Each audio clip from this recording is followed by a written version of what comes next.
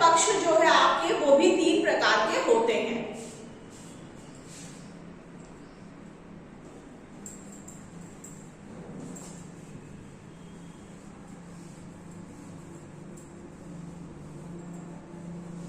शिक्षण के पक्ष के बारे में हम बात कर रहे हैं, तो शिक्षण के पक्ष जो है वो भी 3 प्रकार के होते हैं आपके।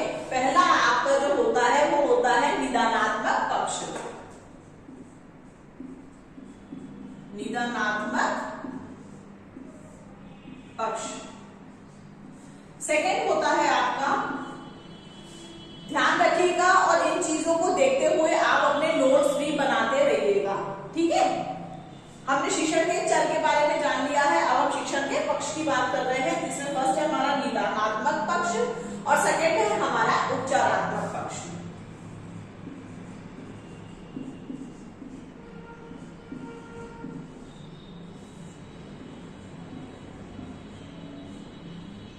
ठीक है, फर्स्ट है निदानात्मक पक्ष और सेकंड है आपका उपचारात्मक पक्ष। अब लास्ट हमारा है थर्ड,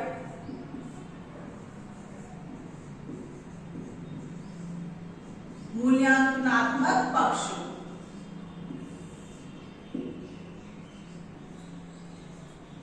ठीक है, अब ये तीनों पक्ष बहुत ही ज्यादा इंपॉर्टेंट है, ध्यान रखिएगा।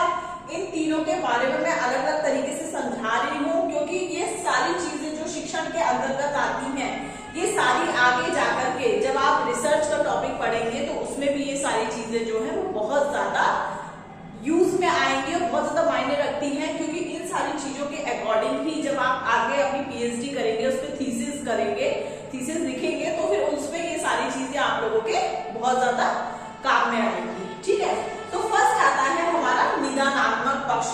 तो निदानात्मक पक्ष क्या हो गया हमारा? निदानात्मक पक्ष हो गया जिस भी चीज पे हम रिसर्च कर रहे हैं उस प्रॉब्लम को लेकर के हम उस समस्या के बारे में हम जानेंगे कि आखिर समस्या है क्या।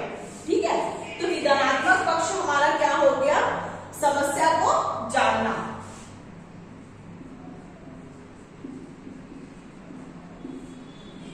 समस्या को जानना, ये आपका आ गया निदानात्मक पक्ष के अंतर्गत। जब आपको पता होगा कि आप आखिर समस्या क्या है, तभी तो आप उसका सॉल्यूशन निकाल पाएंगे। ठीक है, तो निदानात्मक पक्ष के अंतर्गत जो व्यक्ति होता है वो क्या करता है? समस्या को पहले जानता है, समझने की कोशिश करता है कि आखिर प्रॉब्लम है क्या।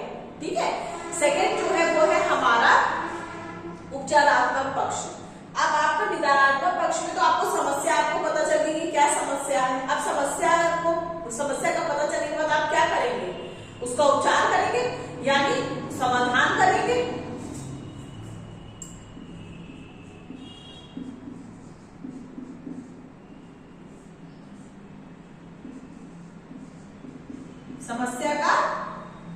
समस्या का समाधान करना। ठीक है, उपचारात्मक पक्ष के अंतर्गत क्या आएगा? आपकी समस्या का समाधान करना। अब आपको पता चल गया है कि समस्या क्या है। फॉर एग्जाम्पल के लिए हम इसमें एग्जाम्पल ले सकते हैं। मान लीजिए कोई व्यक्ति है, ठीक है, उसको फीवर हो रहा है, वो डॉक्टर के पास जाएगा, तो डॉक्टर पहले व्यक्ति से पूछेगा कि आखिर उसको किस टाइप के सिम्टम्स हो रहे हैं। अगर फीवर है तो उसको वीकनेस भी होगी, ठीक है, उसका बॉडी टेम्परेचर भी काफी होगा। तो इस तरीके की चीजें जो है वो फीवर में देखी जाती हैं। तो डॉक्टर क्या करेगा? पहले थर्मामीटर लेकर के उसका टेम्परेचर नोट करेगा कि उसका बॉडी टेम्परेचर क्या आ रहा है। बॉडी टेम्परेचर मान लीजिए उसका 102 है, ये 103 है, 104 है, तो क्या होगा? उसको फीवर काफी हाई होगा। तो अब डॉक्टर को पता चल गया कि समस्या क्या है, तो उसको फीवर है। ठीक है, उसके बाद वो समाधान करेगा। समाधान करने के लिए क्या करेगा? वो उसको पर्चे में दवाई लिख करके देगा कि आप ये दवाई इस टाइम पर लीजिए, तो आपकी समस्या का समाधान हो जाएगा। ठीक है, ये हो गया। उसके बाद नेक्स्ट जो है थर्ड आता है आपका मूल्यांकनात्मक पक्ष। अब मूल्यांकनात्मक पक्ष में क्या होता है कि आपकी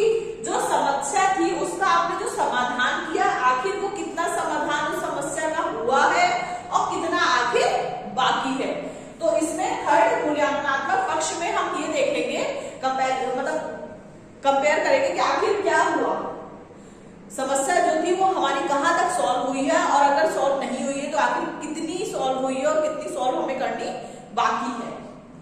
तो मूल्यांकनात्मक पक्ष में जो है वो आपके आएगा कितना समाधान हो चुका है और कितना बाकी है। इसमें हम लिखेंगे समस्या का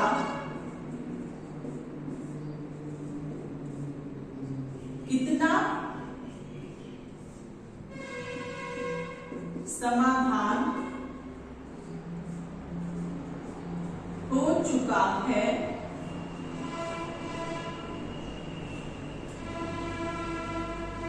कितना बाकी है।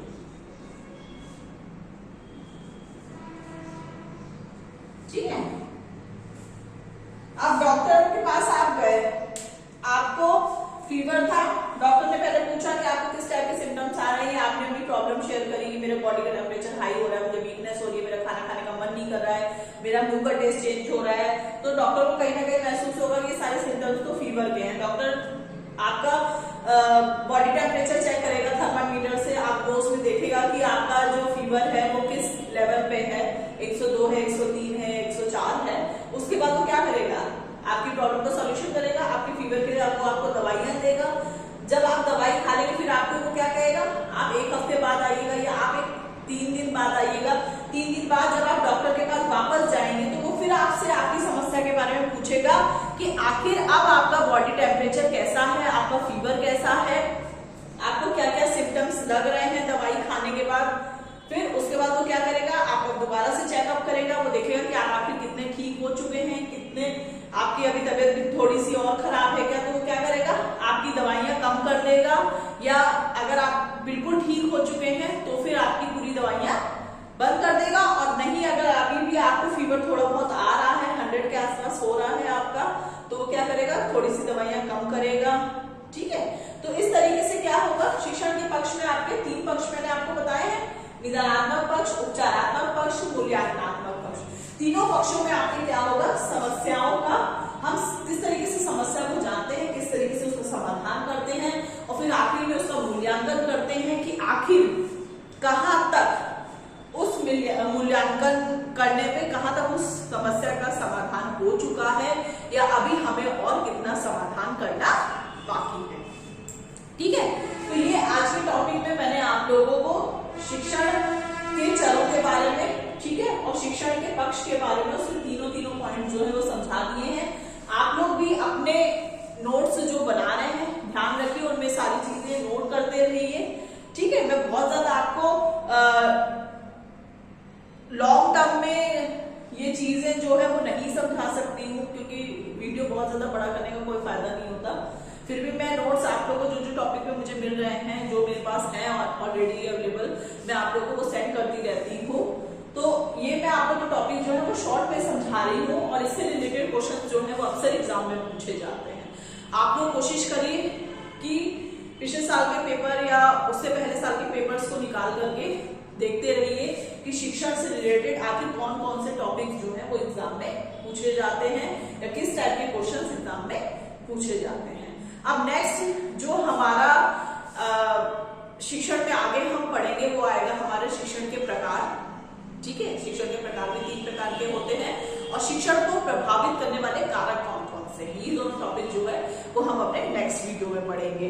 आप लोगों को मेरे वीडियोस पसंद आ रहे हैं तो प्लीज मेरे चैनल को सब्सक्राइब करिए, ज्यादा से ज्यादा मेरे वीडियोस को शेयर करते रहिए और लाइक करते रहिए। मिलते हैं हम अपने नेक्स्ट वीडियो में जो हमारा नया टॉपिक होगा उसके साथ। Thank you.